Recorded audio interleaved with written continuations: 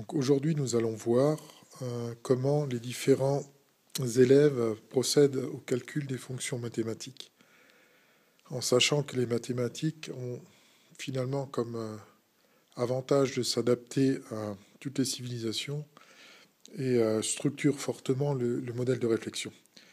Donc tout le monde sait que dans nos pays et donc dans la culture occidentale, au niveau des mathématiques, nous allons poser un certain nombre d'opérations du genre, et je vais en prendre une en exemple, une multiplication. Lorsqu'on veut multiplier deux chiffres, on pose tout simplement la table suivante et on commence à multiplier. Donc 3 fois 2, 6, 3 fois 1, 3, 1 fois 2, 2, 1 fois 1, 1. Donc nous arrivons à 156. Donc vous avez vu qu'on a bien procédé à une multiplication, d'où la nécessité pour les jeunes enfants notamment d'apprendre l'étape de multiplication.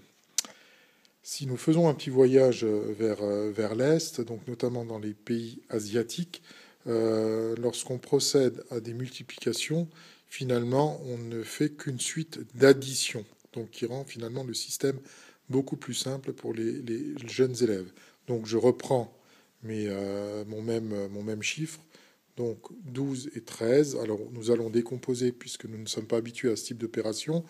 Donc le 12 devient pour un élève asiatique des lignes comme comme le chiffre 13. D'accord ? Donc 12, nous avons en dizaines une dizaine et en unité 2. 1, 2, 12. On continue avec le second chiffre qui est 13. Je vais changer de couleur. Donc nous avons 13. Donc en dizaines 1 et en unité 3. 1, 2, 3. Pour poursuivre l'opération, il suffit maintenant de compter le nombre d'intersections ou le nombre de lignes qui se croisent.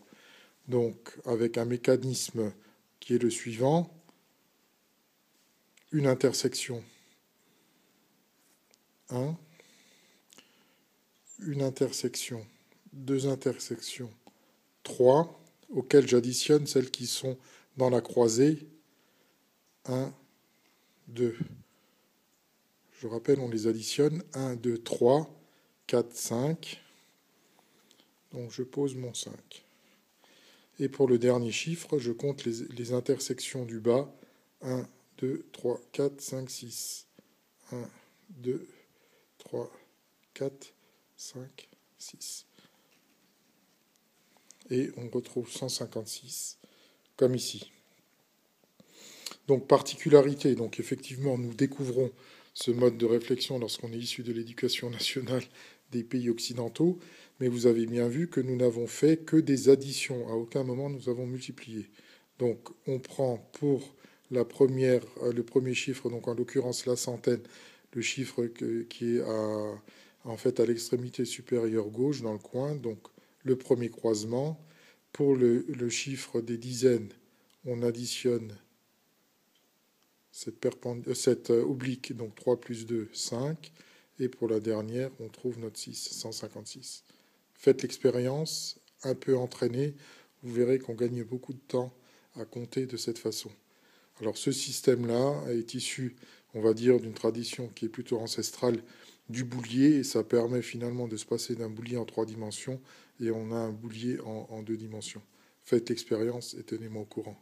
À bientôt.